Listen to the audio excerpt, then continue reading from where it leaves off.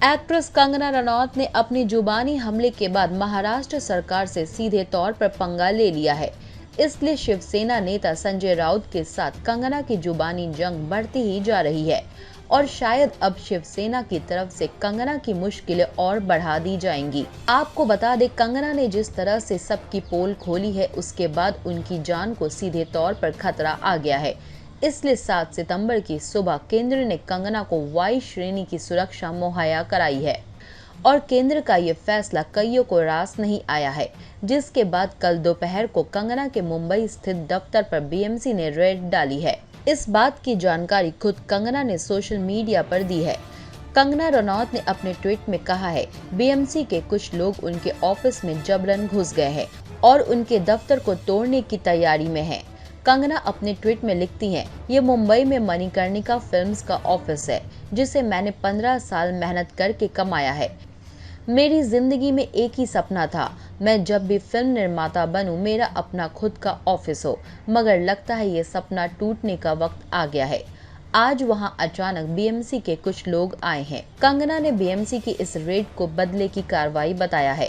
कंगना रनौत ने एक video post किया है, जिसमें उनके ऑफिस में कुछ लोग जांच पड़ताल करते दिख रहे हैं, जिन्हें उन्होंने बीएमसी के लोग कहा है। कंगना ये वीडियो शेयर करते हुए कहती हैं, इन्होंने कहा है वो जो मैडम है उसकी करतूत का परिणाम सबको भरना होगा। मुझे कल सूचित किया जाएगा कि वो मेरी प्रॉपर्टी को तोड़ रहे हैं। कंगना ने एक और ट्वीट में कहा है, मेरे पास सभी कागज और बीएमसी की परमिशन भी है। मैंने अपनी प्रॉपर्टी में कुछ भी गैर कानूनी नहीं किया है। बीएमसी को स्ट्रक्चर प्लान भेजना चाहिए था, ये दिखाने के लिए कि यहाँ गैर कानूनी कंस्ट्रक्शन हुआ है, वो भी नोटिस के साथ। लेकिन उन्होंने आज मेरे ऑफिस पर रेड मारी बिना किसी नोटिस के, और कल वो सब कुछ ध्वस्त कर देंगे। अब कंगना के लिए मुंबई में कई मुश्किलें पैदा होने वाली है।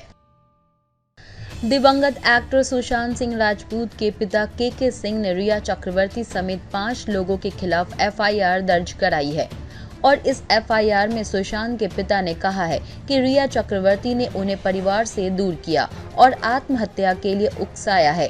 इस एफआईआर में लगाए गए आरोपों के मुताबिक जब भी सुशांत के पास फिल्मों के ऑफर आते थे तो रिया उनके सामने शर्त रखती थी कि अगर वो फिल्म में लीड एक्ट्रेस के तौर पर उन्हें रखेंगे तो ही सुशांत फिल्म साइन करेगा।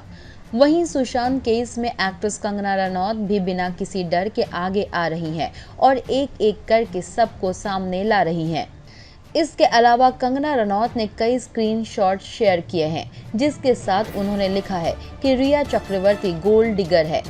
कंगना ने ये भी लिखा है कि रिया के लिए सुशांत सोर्स ऑफ इनकम थे और उनकी आत्महत्या के बाद रिया अचानक अख्तर से मिलने क्यों गई।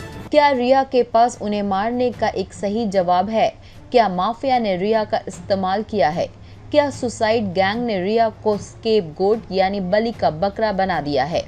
और इस तरह से अपने बेबाक पोस्ट के जरिए कंगना लगातार सुर्खियों में बनी हुई है। इसके अलावा सुशांत के पिता ने एफआईआर में रिया पर आरोप लगाया है कि सुशांत के सारे बैंक अकाउंट्स और कार्ड्स रिया और उनके परिजनों के कंट्रोल में थे। सुशांत ने कई बार बताया कि ये लोग उसे पागल खाने में डालना चाहते थे और वो कुछ नहीं कर पा रहा था। सुशांत जब अपनी बहनों से मिलने गए थे तो रिया ने उन पर मुंबई वापस आने का दबाव डाला। इसके बाद सुशांत से परिवार की बातचीत कम हो गई।